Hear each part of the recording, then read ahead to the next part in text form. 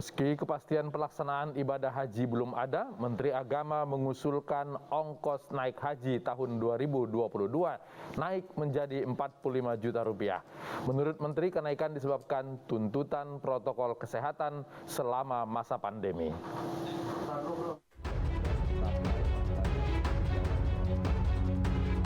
Pelaksanaan ibadah haji tahun 2022 diprediksi akan mengalami penyesuaian biaya menjadi 45 juta rupiah. Penyesuaian biaya tersebut meliputi berbagai kebutuhan jemaah selama melaksanakan ibadah haji di Tanah Suci. Penyesuaian ongkos naik haji tersebut diusulkan oleh Menteri Agama Yakut Kholil Kaumas dalam rapat kerja bersama dengan Komisi 8 DPR RI. Menurut Menteri Agama, biaya haji tahun 2022 diambil dengan menyeimbangkan besaran beban jemaah dengan keberlangsungan penyelenggaraan.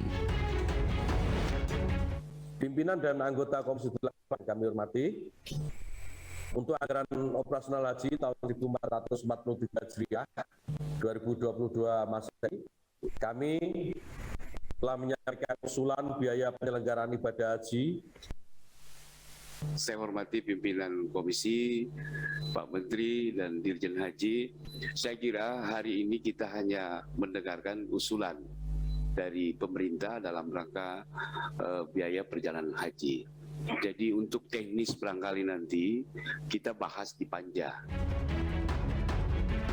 Kendati baru diusulkan kenaikan biaya haji untuk tahun 2022, namun pemerintah belum dapat memastikan apakah pemerintah Arab Saudi telah membuka ibadah haji. Hingga kini pemerintah Indonesia belum mendapatkan undangan untuk melakukan MOU terkait penyelenggaraan ibadah haji tahun 2022. Meski demikian, Menteri Agama mengaku akan terus berkoordinasi dengan pemerintah Arab Saudi.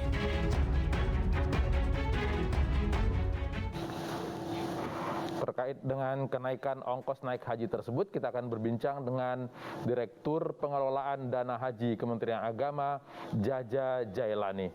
Pak Jaja, Assalamualaikum.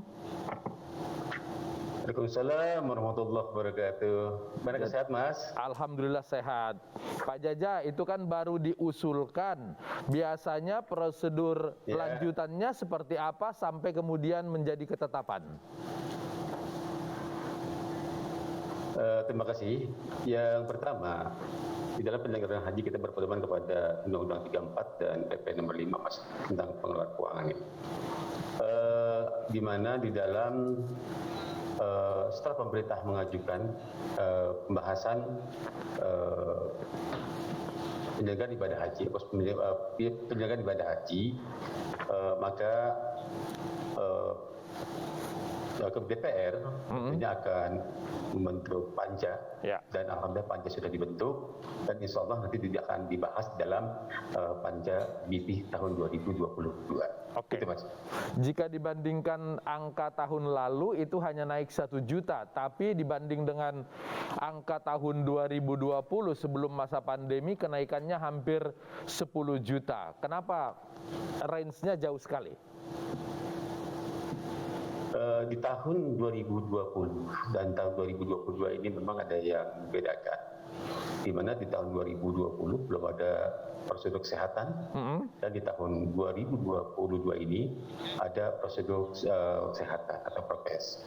Ditambah juga adanya peningkatan pajak di Saudi yang semula 5% sekarang menjadi 15%, Mas. Oke, jadi kenaikannya itu di luar dari dana-dana direct itu yang merupakan transportasi akomodasi, tapi karena adanya protokol kesehatan dan pajak dari negara Saudi. Ya, ditambah dengan nilai kurs yang berbeda antara kurs tahun 2020 dengan 2020 ini berbeda, kursnya pun juga. Oke, jika nanti kuota yang kita dapatkan tidak sebanyak pelaksanaan ibadah haji sebelum masa pandemi ini, apakah ini akan berpengaruh juga kepada besaran biaya yang ditanggung pemerintah terhadap tiap orang calon jemaah? Di dalam pembahasan yang diajukan oleh pemerintah kepada DPR, kita masih menggunakan asumsi kuota 100%. Mengapa kita mempergunakan asumsi 100%? Karena kita tidak tahu, Mas, keadaan ke depan itu bagaimana. Ya, mudah-mudahan di tahun pada saat pelaksanaan penyelenggaraan ibadah haji, pandemi sudah hilang dari dunia, ini juga akan sangat berpengaruh. Ada penurunan yang mungkin semula pada hari ini kita anggarkan dengan dana prokes dan sebagainya, itu bisa dapat dikurangi, gitu ya. Nah, tentunya mengapa kita memperlukan adalah dalam rangka kita yakin saja bahwa mudah-mudahan pandemi akan hilang. Kalau memang nanti pada saatnya ada pengurangan kuota karena memang kondisi pandemi, ya tentunya ini juga akan kita dirapatkan kembali bersama dengan Komisi 8 DPR RI pada panja haji, Mas. Demikian. Angka 45 juta itu dengan asumsi kita mendapatkan kuota 100%, gitu tadi Pak Jaja ya. Nah, itu kan artinya kalau 100% maka jumlah bis yang harus kita siapkan, jumlah perumahan yang harus kita siapkan sebesar yang seperti biasa. Jika kemudian ternyata jatahnya dikurangi setengah saja, apakah kemudian nanti akan ada perubahan besaran, atau kalau memang besaran itu sudah ditetapkan maka pemerintah yang menalangi mengambil dari dana haji? Memang dalam skema-skema pembiayaan haji ini kan dengan BP ini, di mana jamaah menyetorkan yang pertama adalah 25 juta rupiah. Nah, selanjutnya pelunasan, Mas. Nah, pelunasan inilah yang akan ditetapkan oleh DPR. Tentunya apabila nanti ada pengurangan kuota, soalnya ini yang kita bahas pada hari ini dengan kuota penuh. Nah, apabila nanti ada pengurangan kuota, kita harapkan sih sekali lagi mudah-mudahan pandemi hilang di dunia ini sehingga jamaah bisa berangkat secara full. Nah, tetapi kalau melihat kondisi pada hari ini, ya tentunya kita sama-sama berdoa gitu ya. Nah, tentunya apabila ada pengurangan misalkan 50%, 20%, 30% dan sebagainya, ini tentunya akan duduk kembali bersama DPR untuk membahas PP tahun 2022. Angka pasti ONH itu nanti diambil setelah kepastian besaran kuota dari Saudi kita dapat, atau bagaimana Pak Jaja? Yang pertama, hari ini kita belum mendapatkan kuota. Kenapa? Karena sampai hari ini Saudi belum mengumumkan kuota haji tahun 2022.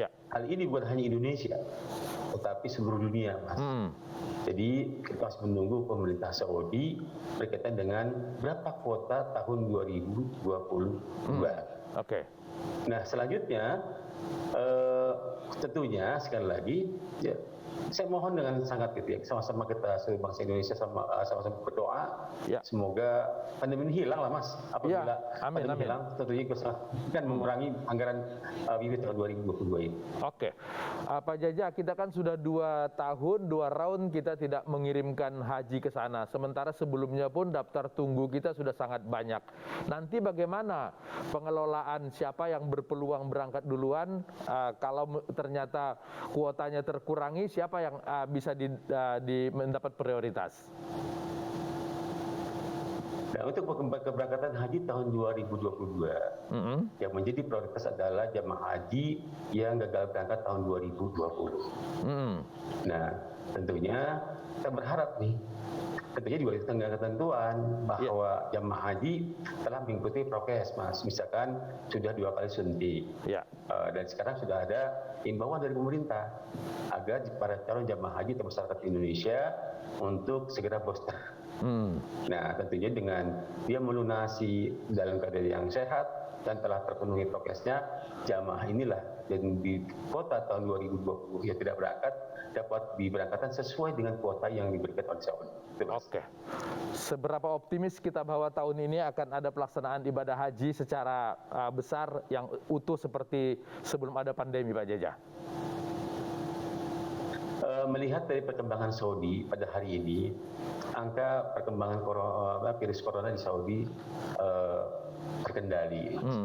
Ya, tentunya dengan adanya perkembangan yang mau mengembirakan ini, kita ada keyakinan gitu ya. Tetapi sekali lagi ini adalah otoritas Saudi. Nah, kita menunggu sajalah, dan tentunya pemerintah sedang berdiplomasi dengan pemerintah Saudi. Semoga penyelenggaraan ibadah haji tahun 2020 dapat segera diberangkatkan. Tentunya bukan hanya kita, Mas, tentunya juga dunia juga pada hari ini menunggu tentang keberangkatan atau ketetapan kota yang diberikan oleh Saudi. Demikian, Mas. Oke, mudah-mudahan doa seluruh umat Islam seluruh dunia kemudian membuat ibadah haji pada tahun ini terlaksana. Pak Jaja Jalani, terima kasih sudah berbagi di iNews Prime. Selamat malam. Pratama Arhan menambah daftar panjang pemain timnas Indonesia yang bermain di luar negeri. iNews Prime kembali saat lagi.